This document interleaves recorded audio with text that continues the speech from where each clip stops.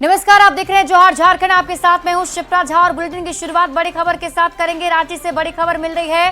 CM Hemant Soren Ranchi से दिल्ली गए, पत्नी कल्पना सोरेन भी उनके साथ हैं। दिल्ली में एनडीए गठबंधन के नेताओं से मुलाकात करेंगे और 28 नवंबर को शपथ ग्रहण समारोह में शामिल होने का निमंत्रण भी देंगे।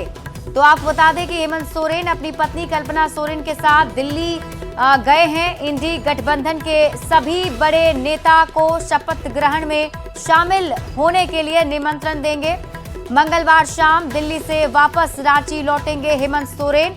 तस्वीरें हम आपको दिखा रहे हैं। हेमंत सोरेन अपनी पत्नी कल्पना सोरेन के साथ दिल्ली के लिए रवाना हुए हैं। दिल्ली में इंडिया अलायंस के जो बड़े नेता हैं उन्हें आमंत्रित किया जाएगा। 28 नवंबर को शपथ ग्रहण समारोह रांची के मोरहाबादी मैदान में आयोजित किया जाना है, जिसमें शामिल होने के लिए सभी को निमंत्रण दिया गया है। झारखंड विधानसभा चुनाव में मिली हार से एनडीए के घटक दलों में बेचैनी बढ़ती जा रही है। बीजेपी के साथ साथ आजसू के हार के कारणों की समीक्षा भी शुरू हो गई है।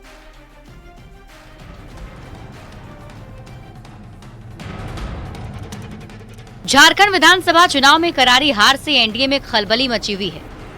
झारखंड में बहुमत के साथ सरकार बनाने का दावा करने वाले बीजेपी गठबंधन को ऐसी हार क्यों मिली? आखिर क्या वजह रही कि बीजेपी का कोई दांव नहीं चला?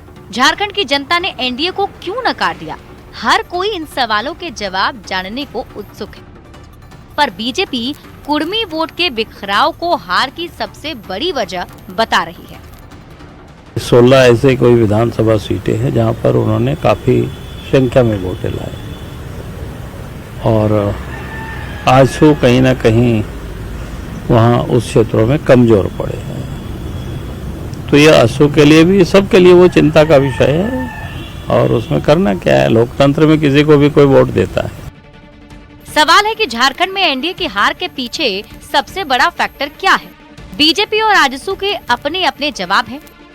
बीजेपी का कहना है कि आजसू के कमजोर प्रदर्शन ने सत्ता में वापसी के सपने चकनाचूर कर दिए, जबकि आजसू का तर्क है कि 3M यानी मुस्लिम, महतो और मांझी वोट बैंक के बिखराव ने एनडीए को सत्ता से दूर कर दिया। कुर्मी वोट बैंक पर जेएलकेएम की सिंधमारी भी बड़ी वजह रही। जो तीन बड़े जो फैक्टर्स थे जो इस बार लगता है बहुत प्रभावशाली रहे हैं, वो हैं मुसलमान, महतो और मांझी।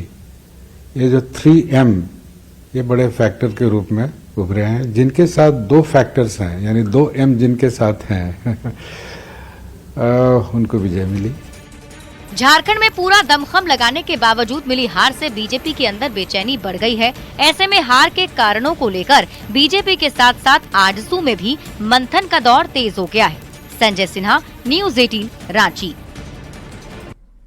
झारखंड चुनाव में कम सीट आने के बाद पूरे झारखंड में बीजेपी नेता चिंतित हैं। जमशेदपुर की 6 सीट पर सिर्फ 2 सीट पर एनडीए की जीत हुई, जबकि 4 सीट पर करारी हार हुई। अब नतीजों के बाद जिला बीजेपी के नेता मंथन में जुटे हैं। जमशेदपुर से क्यों हारी बीजेपी? नेताओं से बात कर जानने की कोशिश की है न्यूज़ 18 संवाददाता आशीष तिवारी ने।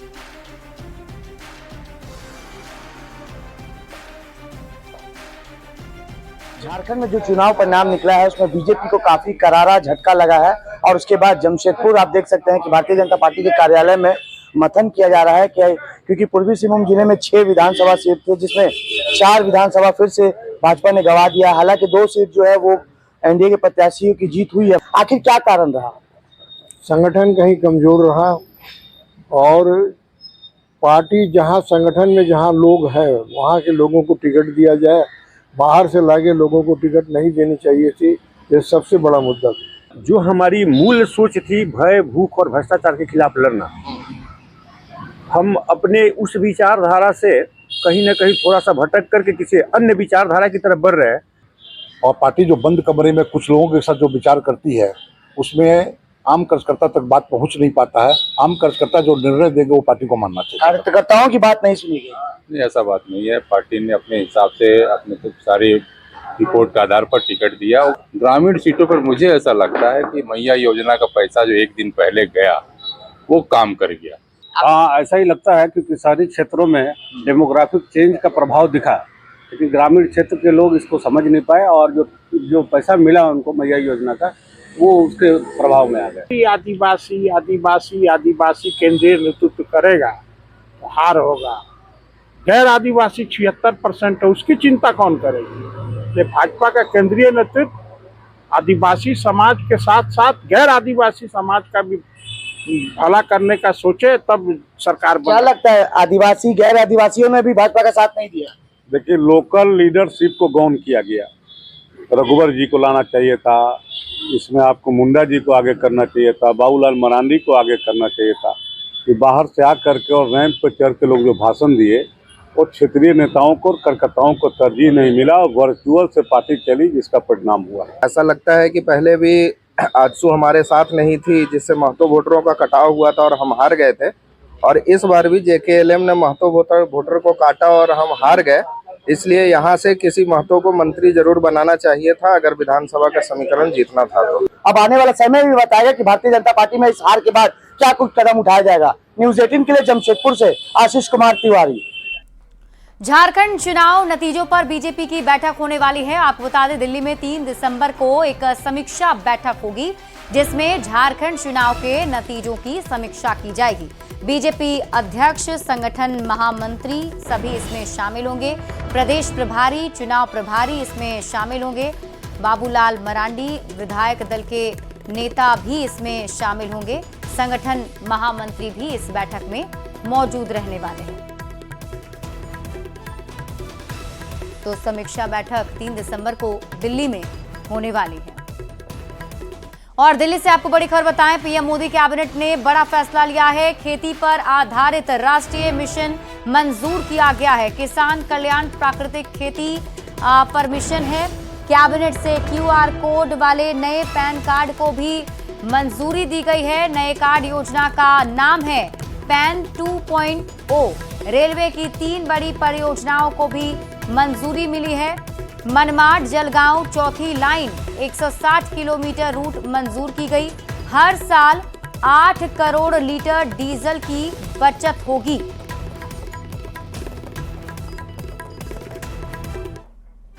बीजेपी की नेत्री सीता सोरेन का पोस्ट सामने आया है और कांग्रेस पर सीता सोरेन ने सीधा वार किया है। जहां कांग्रेस है वहां महिलाएं असुरक्षित है। आदिवासी आपके छल के जाल में फंसे हैं। एक दिन वो पल जरूर आएगा, आदिवासी आपको संथाल से उठाकर फेंक देंगे।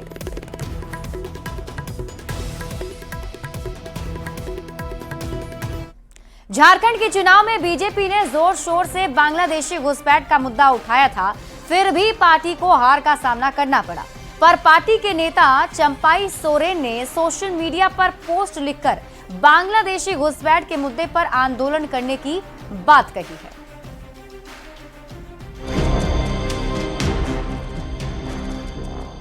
झारखंड विधानसभा चुनाव में करारी हार के बावजूद बीजेपी बांग्लादेशी घुसपैठ जैसे मुद्दे से किनारा करने के मूड में नहीं है। पूर्व मुख्यमंत्री चंपाई सोरेन ने सोशल मीडिया पर लंबा पोस्ट लिखा है।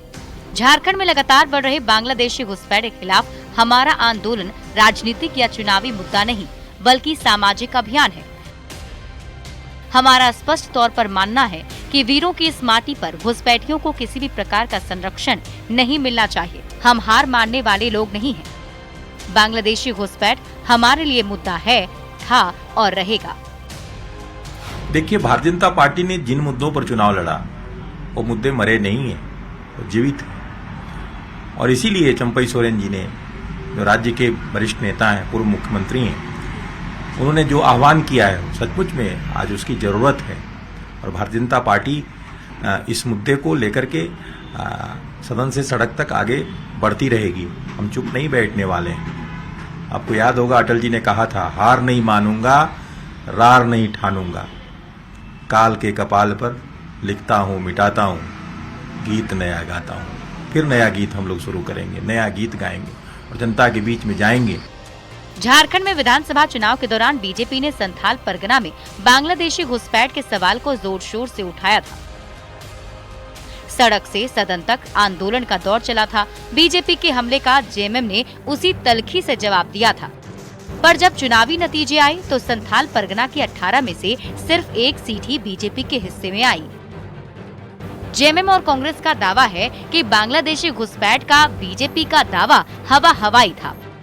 भारतीय जनता पार्टी अभी भी नहीं सीख पा रही, इतनी करारी हार के बावजूद। जिस संथाल की वो बात कर रहे हैं, 18 सीटों में 17 सीट इंडिया गठबंधन को देने का काम किया वहां की जनता ने। अब क्या कर रहे हैं, किस ओर जा रहे हैं? जनता ने आपको सिरे से नकार दिया है। अब आप पूरी तरह से समाप्त होकर के ही मानिएगा। झारखंड में झारखंड ने एक सशक्त सरकार को हेमंत सोरेन जी के नेतृत्व में चुनने का काम किया है। वो जनता के बीच में जनता के साथ काम करने जा रही है। भारतीय जनता पार्टी एक मुद्दा घुसपैठियों का उठाया, उस पर नैरेटिव सेट करने की कोशिश की, लेकिन उसमें कामयाबी नहीं मिली। झारखंड की जनता ने भारतीय जनता पार्टी को नकार दिया।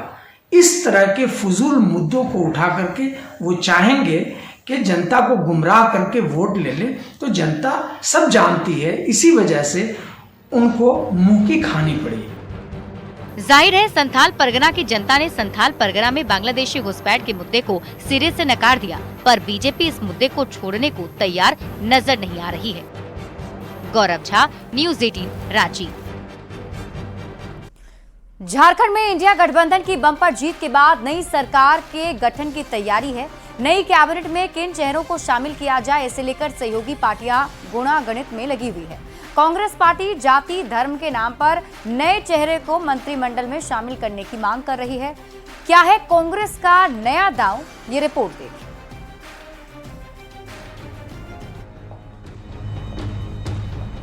झारखंड चुनाव में इंडी गठबंधन की बम्पर जीत के बाद नई सरकार के गठन की तैयारियां चल रही है। नई कैबिनेट में मजबूत दावेदारी को लेकर कांग्रेस पार्टी ने जाति धर्म के पिच पर फील्डिंग सजानी शुरू कर दी है। कांग्रेस का प्रदेश प्रतिनिधित्व ईसाई समुदाय से किसी विधायक को मंत्री बनाने की मांग कर रहा है। कोई भी रहा या अन्य जगह, तो एक मंत्रालय तो उनको बनता है, क्योंकि जाति समीकरण सब जगह होता है।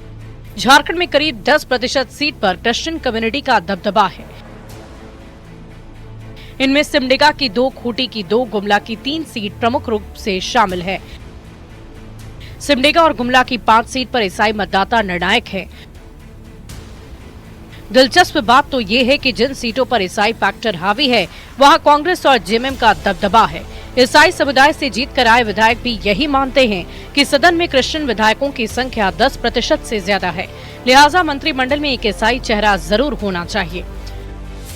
इस बार भी, पिछला बार भी 10 विधायक थे झारखंड में। इस बार 11 विधायक हैं झारखंड में ईसाई समुदाय से। समुदाय चाहती है कि कैबिनेट में हमारा भी नेतृत्व हो, हमारे बातों को रखने वाला हो। पिछली बार की जनगणना के अनुसार झारखंड में ईसाई की आबादी लगभग 4.5% है, यानी हिंदू और मुस्लिमों के बाद तीसरी सबसे बड़ी आबादी ईसाइयों की है। झारखंड में सिमडेगा, गुमला, खूंटी ईसाई बहुल जिले हैं। बावजूद इसके पिछली बार हेमंत सरकार में एक भी मंत्री ईसाई समुदाय से नहीं था, और इसीलिए इस बार ये देखना दिलचस्प होगा कि नई कैबिनेट में किसी ईसाई चेहरे को जगह मिलती है या नहीं। लोहरदगा से आकाश साहू और सिमडेगा से श्रीराम पुरी के साथ ब्यूरो रिपोर्ट, न्यूज़ 18। रांची के मोरहाबादी मैदान में मुख्यमंत्री के शपथ ग्रहण कार्यक्रम को लेकर तैयारियां जोरों पर है। कार्यक्रम स्थल की सुरक्षा व्यवस्था के साथ साथ मंच और लोगों के बैठने की व्यवस्था की जा रही है। इस कार्यक्रम को लेकर एक बड़ा पंडाल बनाया जा रहा है। उम्मीद है कि हजारों की संख्या में लोग इस शपथ ग्रहण कार्यक्रम में आएंगे, जिसे लेकर विशेष व्यवस्था की जा रही है। इस पर और अधिक जानकारी दे रहे हैं न्यूज़ 18 संवाददाता ओम प्रकाश। झारखंड विधानसभा चुनाव संपन्न होने के बाद अब सरकार गठन को लेकर तमाम प्रक्रियाओं को पूरा किया जा रहा है, और इसे लेकर ही 28 नवंबर को झारखंड के मोरहाबादी मैदान में विशेष कार्यक्रम का आयोजन किया जा रहा है, जिस कार्यक्रम में शपथ लेंगे मुख्यमंत्री हेमंत सोरेन सहित तमाम मंत्री। और इसे लेकर जो तैयारियां हैं वो इस वक्त मोरहाबादी मैदान में युद्ध स्तर पर की जा रही हैं। जाहिर तौर पर यहां पर जहां सभा स्थल है, जो कार्यक्रम स्थल है, वहां पर तमाम तरह की व्यवस्थाएं की जा रही हैं ताकि जो भी लोग यहाँ पहुंचे उन्हें किसी तरह की परेशानी न हो। इस शपथ ग्रहण समारोह में कई गणमान्य अतिथि जो हैं वो उनके पहुंचने की संभावना है, तो वहीं तमाम विधायक और मंत्रीगण भी यहाँ पर पहुंचेंगे जिन्हें शपथ लेना है। और इस लेकर जो सुरक्षा की व्यवस्था है वो भी चाक चौबंद की गई है और मुख्य सचिव के द्वारा भी इसे लेकर विशेष दिशा निर्देश जो है वो पुलिस प्रशासन को दिए गए हैं। बता दें कि कार्यक्रम स्थल की सुरक्षा को लेकर जो ट्रैफिक प्लान है उसे भी डाइवर्ट किया जा रहा है, तो वहीं दूसरी तरफ सीसीटीवी सहित पर्याप्त मात्रा में पुलिस बलों की भी प्रतिनियुक्ति यहां पर देखने को मिलेगी। तो कहा जा सकता है सभा स्थल जो है वहां पर जो सुविधाएं हैं वो भी पूरी तरह से मुकम्मल नजर आएंगी, तो वहीं सुरक्षा व्यवस्था की बात की जाए तो वो भी चाक चौबंद नजर आने वाली है। कैमरा पर्सन अप्पू पाठक के साथ ओम प्रकाश, न्यूज 18 रांची। रांची में हेमंत सोरेन सरकार के शपथ ग्रहण समारोह को ऐतिहासिक बनाने की तैयारी है और इस समारोह में शामिल होने को लेकर कांग्रेस के राष्ट्रीय अध्यक्ष मल्लिकार्जुन खड़गे और लोकसभा में नेता प्रतिपक्ष राहुल गांधी के साथ ही सोनिया गांधी, प्रियंका गांधी, आरजेडी अध्यक्ष लालू प्रसाद और बिहार के नेता प्रतिपक्ष तेजस्वी यादव, अरविंद केजरीवाल, ममता बनर्जी, अखिलेश यादव सहित इंडी अलायंस के कई मुख्यमंत्री और वरिष्ठ नेताओं को न्योता दिया गया है।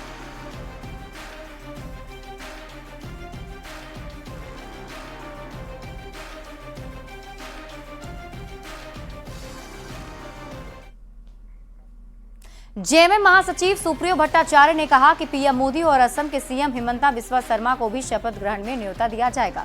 वहीं अगर चंपाई सोरेन पार्टी में वापस शामिल होना चाहते हैं तो उन्हें आवेदन देना होगा, फिर उस पर विचार किया जाएगा।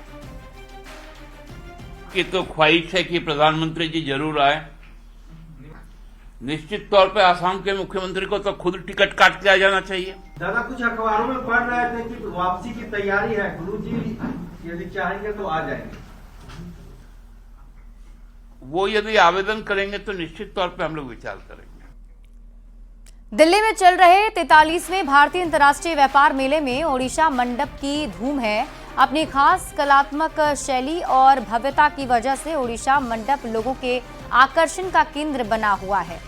ओडिशा पवेलियन का केंद्रीय रक्षा राज्य मंत्री और रांची सांसद संजय सेठ ने जायजा लिया। अब तक 43,000 से अधिक लोगों ने मंडप देखा है। रक्षा राज्य मंत्री ने भी ओडिशा मंडप में उत्पादों की प्रदर्शनी की जमकर सराहना की है।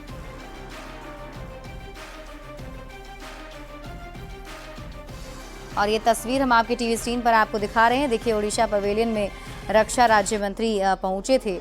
यहाँ पर ओडिशा की जो कलात्मक शैली है उसे दर्शाया गया है। 43वां भारतीय अंतर्राष्ट्रीय व्यापार मेला आयोजित किया गया है जिसमें ओडिशा के जो कला है उसका प्रदर्शन किया जा रहा है। रांची के अल्बर्ट एक्का चौक पर फुट ओवर ब्रिज का निर्माण कार्य रुक गया। सांसद महुआ माझी ने निर्माण का विरोध किया था। दरअसल अल्बर्ट एक्का चौक स्थित दुर्गाबाड़ी और स्थानीय दुकानदारों ने सांसद को एक ज्ञापन सौंपकर निर्माण को रोकने की मांग की थी। कहा जा रहा है कि फुट ओवर ब्रिज के निर्माण से अल्बर्ट एक्का चौक पर जाम की समस्या बढ़ेगी और यहां से गुजरने वाले धार्मिक जुलूस को भी परेशानी होगी।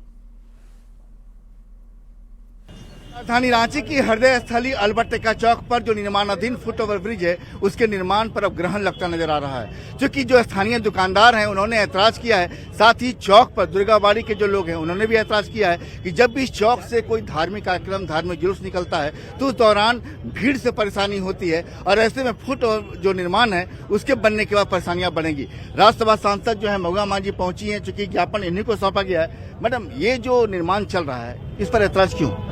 देखिए, ये इसलिए है कि पीरालाल चौक, इसे अल्बर्ट एक्का चौक जो है, यहाँ से 50-100 साल से यहाँ से तमाम धार्मिक जुलूस यहाँ से क्रॉस करता है। यहाँ से ऐसे में यहाँ पर इस फुट ओवर ब्रिज का कोई औचित्य नहीं है। तो जीएल चर्च में तो एक बना है। जी, जीएल चर्च में भाजपा के कार्यकाल में जो बना था वो बेकार पड़ा हुआ। आप सभी जानते हैं कि उसका इस्तेमाल नहीं होता, वो जगह बर्बाद हुआ है।